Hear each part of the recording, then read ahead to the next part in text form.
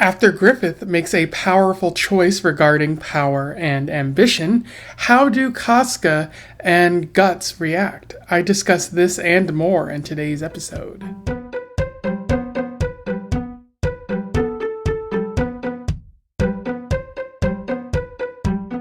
Welcome back to Around the Weird, a booktube channel where I talk about all the unusual and out of the ordinary literature that I found in my travels.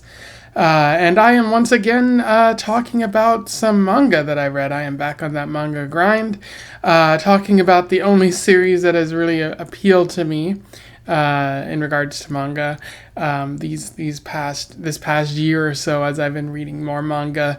In today's edition, today's manga is all about people with giant swords, although the giant sword is missing from this particular volume, as well as demons. I am referring to Berserk Volume 12 by Kentaro Miura, which was written in 1995. Pretty interesting cover. It shows some sort of being that is emerging from a shell, which is weird. But the being looks very similar to how Griffith looks while he's wearing his suit.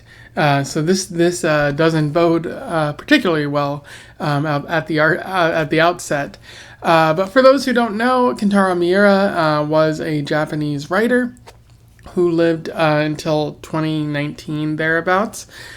He was known for writing this series as well as a couple of other mangas, and he got this turned into movies, TV, and video games as well. Very well regarded series and very well regarded author. I have been enjoying it, and I highly recommend you check out the first 11 volumes that I've talked about. I high key recommend this. But without further ado, let's talk about Volume 12. I will do a summary analysis, and we will move on from there. So Volume 12 of Berserk picks up where Volume 11 left off. The Band of the Hawks managed to defeat the Black Dog Knights, but in the process they learned that Griffith might be associated with the demons in some capacity, and before they can really ask questions, they all kind of tell each other to shut up about it because they don't want to think about it. They think the demons were just lying about that sort of thing.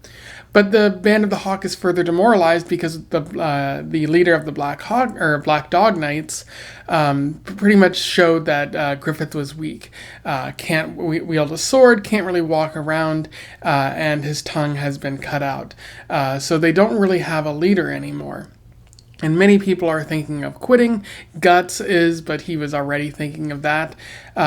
Judo, one of the members, leaves and goes off to do other things, including starting a thieves, sort of like a thieves branch. A band of thieves or something like that. And Judo says that Guts should take Casca along with him and leave because there's not now much else the Band of the Hawk can really do. And it does seem like a couple of other soldiers really want to go with Guts, but he has been determined to go off on his own. So a bit unclear what's going to happen with him and Casca. They get into a fight, and then Casca goes into Griffith's sort of wagon tent thing, and Griffith makes a move on her even though he's weakened, seems to cuddle or try to have sex with her, and she doesn't seem to push him away. And then a short while later, Guts shows up, and Casca is a bit hesitant to tell what happened with Griffith there. But she does say that Guts should go off on his own and that she wants to stay with Griffith and help him and try to get him back on his feet eventually, although it's unclear if that will ever really happen. And while they're having this argument, Griffith somehow manages to take control of the wagon he's in, and he flees away. And the Band of the Hawk, presumably at that point, they follow. Griffith ends up in a swampy type lowland area, and he finds the behelit, and he sort of sees a vision of one of the demons telling him that he was fated to find this and that the transformation can now begin. And indeed, at this point, once Griffith touches the behelit, the transformation begins.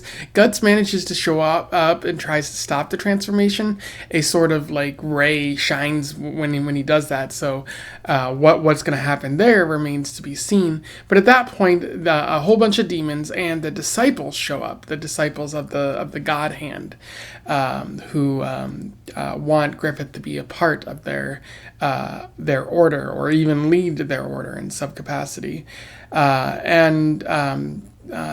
Like the disciples kind of mock the Band of the Hawks, showing that Griffith will probably sacrifice them in order to achieve the power that he wants.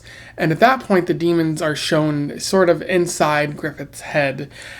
We see a vision. One vision he had earlier was where he was sort of living life with Casca and had a son named Guts. Which is a weird name to give your child, but it kind of indicating the life that Griffith wants to lead. But this vision, the second vision, shows Griffith trying to make his way to the castle and standing on a pile of bodies, and the demons noting that Griffith always knew this was going to happen, and he willingly did it anyways, and if he turns back now, he might die and never achieve what he wanted. And so they encourage Griffith to make the choice and accept the responsibility of leading the Godhand in order to get what he wants. And back in like reality, we see Griffith looking at the Hawks as well as Guts specifically, and says that Guts is the one who made him forget his dream, and so he chooses to sacrifice them, but particularly Guts. And so the feast begins at that point, where many of the Band of the Hawks are being slaughtered, and everyone is pretty marked for death at this point, and the demons are just rampaging through everyone. And Guts tells the demons to shut the hell up, that they don't know what they're talking about, and they try to save Griffith, or he tries to save Griffith, but is finding that he can't really do that. And one of the demons even mocks him and says, "You think Griffith is being forced to do this? No, he wants to do this. He's chosen to sacrifice you." And Guts realizes the truth at that point, and you see the saddest possible look developing on his face. And I'll talk more about that in the analysis section. But as the story comes to a close, we see that Judo has chosen to return, kind of inspired by Puck, who we saw in the first couple volumes of the series, and he sees a whirlwind kind of developing around everyone at that point. And at the center, we can kind of see Griffith sort of in his cocoon, kind of like this thing that's going to be happening there. And that's where the story ends there, leaving you with a huge cliffhanger. In terms of analysis, there is quite a bit we're talking about here, particularly with the with the major choice that's made. I feel like that's very important, as well as the devastation that you see on the Band of the Hawks' face. They trusted this person, and they are ultimately going to get nothing for that trust. It's pretty devastating. It's not good. But one of the main themes that Miura is talking about in this, before we get to the huge centerpiece of this all, is sort of lost purpose. So like everyone kind of had their faith in Griffith. They saw that he was going to elevate them in some capacity. That he had a goal and a desire, and that inspired other people to either join them because they wanted some power, or they wanted to be near this person who was so charismatic and had such high goals that were you either wanted to fight beside him or you wanted to ride his coattails to success. However, seeing Griffith weaken shatters the Band of the Hawk. It leaves everyone devastated. After all, they invested all of their time and energy into this person, and now they can't do what they had promised to do. He can't fight, and he certainly can't lead. And this has led to people consider quitting. Like a lot of people want to rally behind Guts because maybe he can achieve what Griffith wanted to do, but that's not really Guts's overall goal. So they're going to be disappointed. Other people just want to walk away. They don't really have the faith that they were hoping to have with Griffith. But the person who seems to be hit the hardest by this is Casca, because not only did she have faith in the idea of Griffith, but he rescued her at a very young age, and so she's been attracted to him, under his cult of influence or something like that. And so to see that person no longer what they could be, and knowing that your only choice might be to leave in order to accomplish anything that you were hoping to do. That's left Casca particularly devastated. Allow me to read you an interesting quote from this. Everyone's weak, and so they cling to dreams and other people. I wonder what you can do for someone who's lost what they cling to. And that's Casca talking to Guts, saying, you can mock me for this, or you can laugh it off or anything like that. But what do I get out of this? My dream was to help Griffith achieve his dream, and now I can't do that. I've lost my sense of meaning. And if you apply the Albert Camus absurdist sort of philosophy to this, she's kind of lost that meaning, and she sees the absurdity of the universe around her, and she can't really adapt to that right now. So the only thing she either has to change that meaning, or she has to just revel in the absurdity or something like that. I don't think Casca is really able to do that. And so even though she knows the only option is really to go with Guts, she loves Griffith too much and is choosing to stay by his side. She's too attached to really leave. All of this has happened, and she can't just give up on that now. The word of the day, the phrase of the day here is sunk cost. She's invested too much time, so to leave would feel like what was all of that for? Why did Griffith save me in the first place? Why did I fight all these battles if it wasn't to see things through to the end with Griffith? Which is very sad, because again, it contributes to the overall love triangle, but it also it means that Casca's never really going to branch out on her own. Even if Griffith were to totally heal, she would always be by his side, even though Griffith probably doesn't want to end up with Casca. There's that part where he sort of cuddles or sleeps with her, has sex with her, while Guts is away in this volume. But I feel like he's only doing that as a way to be manipulative, even in his weakened state. He wants to manipulate Casca to be by his side because he knows she's a pretty powerful warrior. But it's also a way to mess with Guts' mind, because he's sort of affected Griffith in some way, that he sees Guts as responsible. But also Griffith is somewhat attracted to Guts, wanting to keep him around. And so anything to take away something from him. So really highlighting how Griffith is a monster, but also Casca can't really see through any of that, and she's going to end up hurt, which we'll definitely probably see in the next volume if things continue as they have. But the sort of main idea that Miura is touching upon here is Griffith's ambition, but also again the sunk cost. So Griffith has seen all of the manipulation that he's done, all of the battle as a way to get to the throne, to get to the castle, to get to power, really. We've seen multiple times, enough has been said about how Griffith values ambition, and anyone he steps over to get there probably deserves it. That they didn't have a dream that was as big as his, and so they suffered as a result. And so he views all this manipulation, all of this battle, as a means to get what he wants. So he sees himself as the good guy, or if not as the good guy, as someone who's justified in doing what he's been doing. When we see inside Griffith's mind, we see that the demons say that it's too late to turn back, specifically. Not only that, but he knew what he was doing. If he turns back, maybe the demons will kill him, or it's too late. He's touched the behelit, and if he turns back, he'll die. He just won't get all that he's come for. Just again a sunk cost at this point. But also Griffith knew what he was doing. He's standing on a pile of bodies, and they're like, you saw this coming. You watched as these bodies piled up. Don't say you're innocent here. Don't say you didn't intend for this to happen, because you knew it was going to happen, and you liked it a little bit, maybe. It's very fascinating. Allow me to read you another interesting quote from this. No, I never forced anyone to come along. Well, what a thing to say. Just whose help do you think allowed you to get this far? Listen. The road by which you've come was laid entirely by those boys' corpses. And that's a very fun and interesting quote. Really just an entire amazing section highlighting that, the Griffith we thought we knew, who was, manipulative but caring and noble of the people he was leading. Like, no, he knew everything he was doing. He knew the battle would cost lives. He knew he was killing people endlessly, and yet he still continued to do it, indicating that he really wants this, that he was marching towards an endpoint, this need to sacrifice all along. And what's also interesting is there's two visions that Griffith has in this story.